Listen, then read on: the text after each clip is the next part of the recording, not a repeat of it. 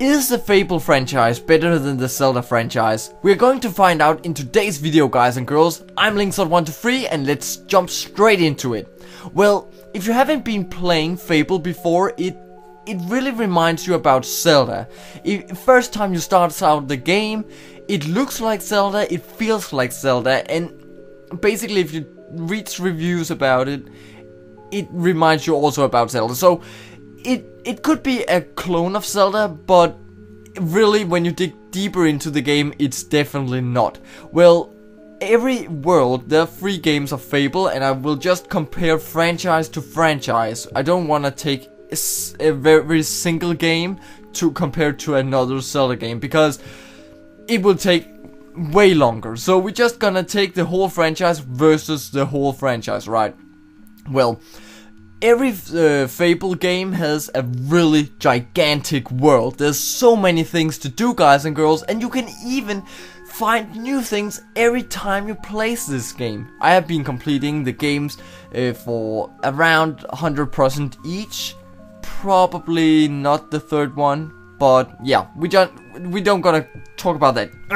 Forget it. Well, every landscape is so beautiful. There's so much to take a look at. You can see birds flying around. You can see beautiful water shattered all over Albion, which is the name of this in-game world.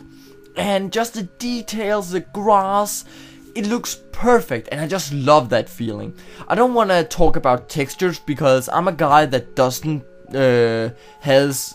need to have a game with great textures and great resolution and stuff like that. It doesn't need to be HD, man. I'm still playing Ocarina of Time at my old Nintendo 64. Well, so basically the Fable landscape is really detailed. There's so much to find. You can see different doors that you need a key to open, or maybe just awaits there for you to arrive at that place for a specific quest.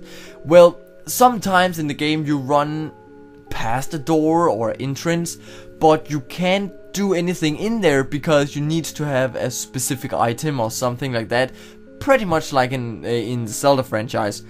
But it feels different because the whole overworld in Fable has so many things for you to do. Basically, you can find different chests with a legendary weapon, for example. You can find a cave, just boop, then the cave was there, and you can go through it. You need to kill some few necromancers, you need to do some specific puzzles or something, and when you have beaten this cave dungeon thing, pretty much like a shrine in Breath of the Wild, then we talk the same language here, right? Then you actually will get a little reward, which can be a legendary weapon, which is way better in damage, for example, than the other items that you have in your inventory, or at least it should be. Another thing is there's so much to do in the Fable franchise in comparison to Zelda games. I've been playing Zelda for more than 10 years. 15 years, man. 15 years of my life, and I'm 20. I have been playing Zelda. It's definitely one of my most favorite games in my collection. All of them. But Fable really beats the franchise here because you have so many choices to do. Basically, you can choose to be evil or good, and you can also do a little combination. For example, you can be really corrupt but still really good, so you earn more money, but people still love you a little bit because you saved their life, but you still tries to be corrupt because the taxes in the city you own, for example, is really high. So you can do a little combination there, how people needs to look at you, and I really like that because it makes you, the player, a part of the game, because you can basically just manipulate the game to whatever you want, man, or at least your player, right? Well, also you can choose between different tasks in the game, so you don't need to do specific things to go to that place, to do another thing to go to that place, so you need to do a little other thing to enter a temple, for example, like you need to do in all of the Zelda games. It's a really locked franchise, the Zelda ones, especially after you have been playing Fable, because Fable is just an open world game. It's pretty much Grand Theft Auto in a Zelda kind of way, because it's more medieval and stuff like that. And yeah, there's just so much to do, and you can choose what quest you want to make, at least the ones that you have at your current map. So you have, for example, 3, and if you don't like to do 2 of them, you can just take the last one and you can do that one, and then you can come back to other quests after you have probably been doing other quests that you have been working on through the first quest that you did. Does that make any sense? It makes no sense, I guess, but it's really nice to have a free open world that you can just do whatever quest you want to make, instead of just have a linear line between the whole game, because it can be really boring in the end when you have been playing the game, for example, 50 times, like I have with Majora's Mask or Ocarina of Time, whatever you want to call it. And yeah, it can be a little bit boring in the end, because you know what to do and you know what's going to happen, right? Well, the inventory in Fable is actually really gigantic. Actually, it's actually infinity. It's infinite. How do you say it? I guess. Well, you can just keep buying weapons from any weapon trader, a blacksmith, or anything like that. And then after buying his inventory out, you probably has 50 max weapons in your inventory, and then you can go to another town with a really high economy and sell these weapons, so you can make money off it. Because if you bought them from a really poor town, but the people really love you there, you will get a discount, and then you will get cheap weapons and sell them for much more in another town. And that's a way to make money, one way at least, to make money in the Fable franchise. And I love doing that, because it's about economy, and it needs to have some kind of effort into it, because you need to make friends in these specific towns, and you need to know what's to do. And if you don't know, you can actually search it up, not on Google, but actually in game. You can see the stats for each town that you are visiting, and you can basically take a stand thing. You can do something from that, right? I just lost my mind there. Well, so you have a little starting point, and then you can just continue doing this until you have 10 millions in your inventory of gold coins to spend on whatever you like. For example, a horse, something, buy all the towns in the game, whatever you like. Well, another thing is the weapon upgrade system is fantastic in Fable. If you use your sword, you will get some blue orbs. If you're using shooting weapons, you will get yellow orbs. And if you're using magic, you will get red orbs.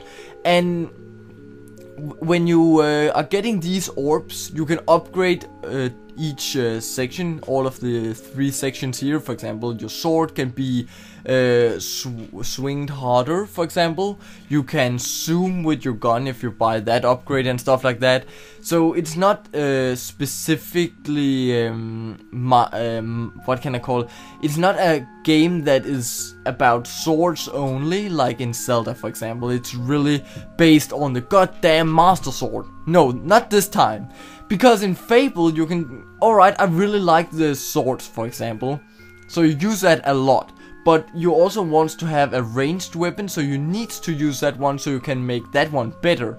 And alright, the magic system, I never understood that, so I tried to keep it in a little distance, because yeah, it's really bad to start with, because it doesn't hurt your enemies enough in comparison to just the sword, right? So alright, I needed to take a little break from magic, but later on in the game it was really nice, because for example make a little fire ring around you that will basically any enemy in your section of the game, and it's pretty awesome because, yeah, you just do a huge amount of attack damage, and then you can actually get enemies away from you if you're locked in a little corner or something like that.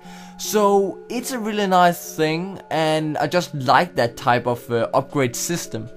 Also, basically, as I said before, you can just buy better weapons, and if you find another weapon just in a chest, for example, by completing a cave dungeon thing, you can sell all of these weapons, so you only have this specific sword in your inventory, so you will actually get your money back from it. And you can always try to use some of your talking skills to other people that will make them more friendlier to you and give you a discount and even better prices for your sold items. So it's a really nice system, and it gives you the opportunity to never lose money. You will always be able to get your money back, even more sometimes. So it's really nice, and you can sell anything in the game. You can sell food, you can sell weapons, you can sell clothing, you can sell everything. You can even sell houses, so yeah, take that. Another thing is many varieties. How do you say that? Varieties of missions and quests to do. Basically, Fable has so many things to do. For example, sometimes you need to do this complex quest. For example, take the thief back to the prison. He escaped. Alright, it's really boring, but you earn some few money about it just to do that, and it takes no time. It takes like 5 minutes or something like that. In Ocarina of Time, for example, it's very linear, and I think most of the things is go to A to B and do that little quest. For example, get a fucking song, go back to the guy, play the song, so he gives you a little thing so you can enter the temple, for example.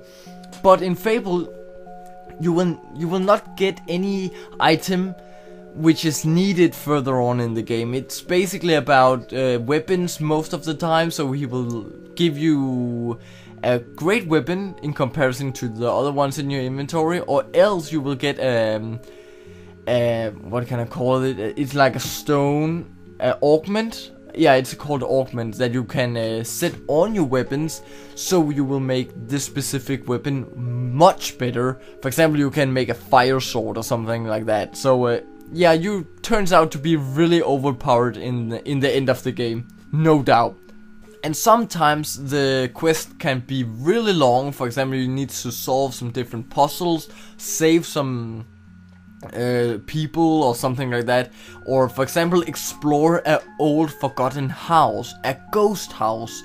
You need to explore this damn house in the Fable 3, I guess it was.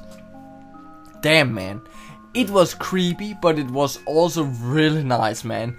We got this room with fire all over it, and you needed to find a way to go through a mirror, and wow, man, it was creepy, but it was still really yeah, I don't know. It was just feeling right, man. Let's say it like that. It was feeling right.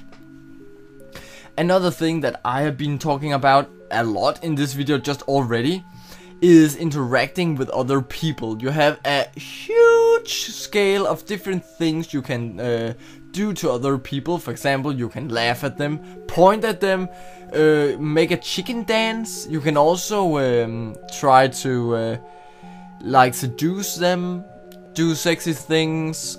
Yeah, you can even swear at them, laugh at them. I said that before. Yeah, well, you can do a lot of things, and it's really nice because depending on what you do and what you choose, you can actually make people like you more and more. For example, if you want to be really good in the game, get a little ring over your head and just to look like God's kids or something like that. You can give money to a homeless guy. For example, you can donate 100,000 gold to this poor homeless guy, and he will be really happy. He will just say thank you, sir, or something like that, because he's programmed to do that. But when you have donated this money, you will turn out to be really good, and everyone in the town likes you because you have done something really great. It's pretty nice. I really love that. Other times you can also just raise the taxes for houses and stuff like that, so people needs to pay more to be in a house, and then you will turn out to be really corrupt because you takes other people's money, because yeah, you want to earn a bit more. It doesn't give you that more money, but it's still pretty funny to do, especially if you want to be evil, because being the evil man in this game makes you fucking awesome looking. Damn.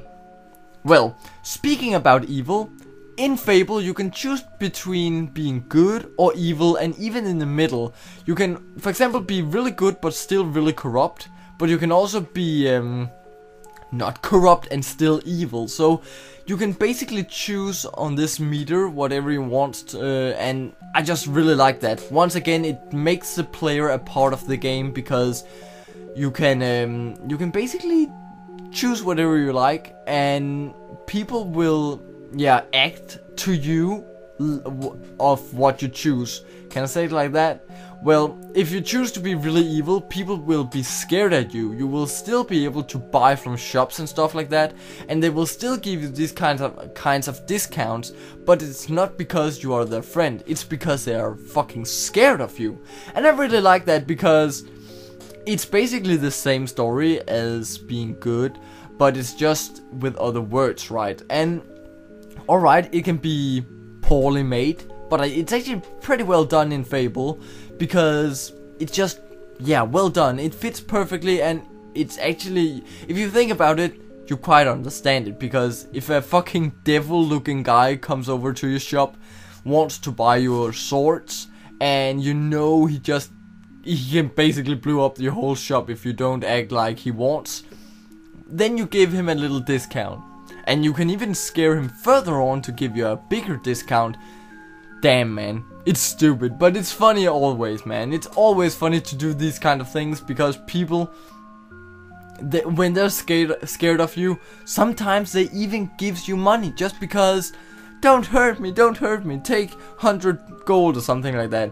It's pretty nice. I like that. The last thing on this list is, through the game you will be feeling stronger and stronger. If you're playing the game like on a regular daily basis, you will definitely be feeling, and you will be able to see the transformation from stage to stage in this game. Sometimes you start out as a kid, and then you turn out to be more adult looking, and then you will be older and older and older. But you will also be able to find different potions that will turn you younger again, and you can also find potions to make you fucking tall. Especially good if you want to be evil, because then you looks like Satan or something like that. But what I'm trying to say is, you will never be overpowered, because, alright, you will be overpowered because some weapons will turn you into a fucking demon, because their attack damage counter thing is so goddamn high in comparison to, for example, just a start weapon, which is about 30 or something like that. And you will even be able to find a weapon that will damage other enemies 180, I guess it was. It's holy shit, man. This is a demon on earth, because if you're evil, having this sword looking sword that just can kill anybody in one hit, damn, man. The feeling you get is just like, I'm overpowered, I'm awesome, I can just go through this city and everybody is scared of me. Well, at least it's not real life, because it will turn out to be really stupid, even when you're a demon, because, yeah, you can't do anything you want even though you're a demon, because the guards in the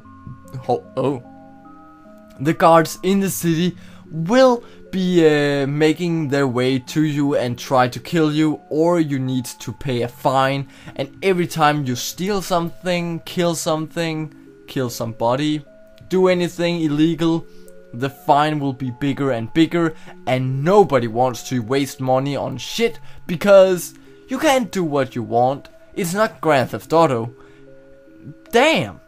Well, I also like this kind of system, because if you could do whatever you like, damn man, the game will just be, you will turn out to be so overpowered, and the game won't be fun because there's nothing to worry about, right? So that was my points of why Fable is better than Zelda. There's no doubt about Zelda has a special place at my heart, because it's the game that I grew up with, and it's a game that I can keep playing every time I'm sticking this game into the old dusty N64, and I will always be having a fun time with it.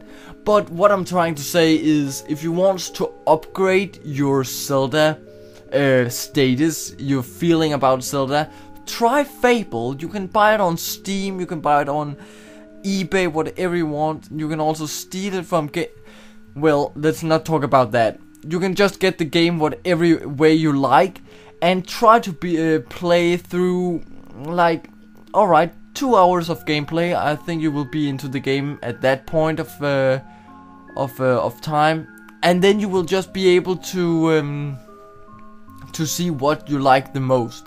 Fable is different from Zelda, and you can't compare these games all at all, because Zelda has older titles than Fable. But if you want a little variation from Zelda, try Fable, because it actually feels pretty much like Zelda, even though it's just not so complex. And that's what I really like with this franchise. So Fable and Zelda is probably something that you will be seeing more and more on the channel. Not Zelda, because you have been seeing that on the channel for 6 years now. But Fable will definitely appear more often at each video, because there's so much to do in these kind of games, and it's just the way I want the channel to be. We need to have these old titles on YouTube still uploaded. I don't want to see Fortnite everywhere. We need to see these old games appearing more and more. Come on, help me a little bit. So I just wish Fable is taken up once again, and you guys and girls want to give it a try, because it's definitely worth to play. It's not sponsored by the ones behind Fable, because that company is closed down. So I'm just talking about my personal meaning about this game, and I just want you guys and girls to try this game, because it's worth it. So thank you so much for watching this video, guys and girls. If you have anything to mention about Fable or Zelda, make sure to go to the comment section. Like this video if you enjoyed my voice for around 22 minutes. And make sure to subscribe to the channel if you want to see more Fable and Zelda content, because it's coming.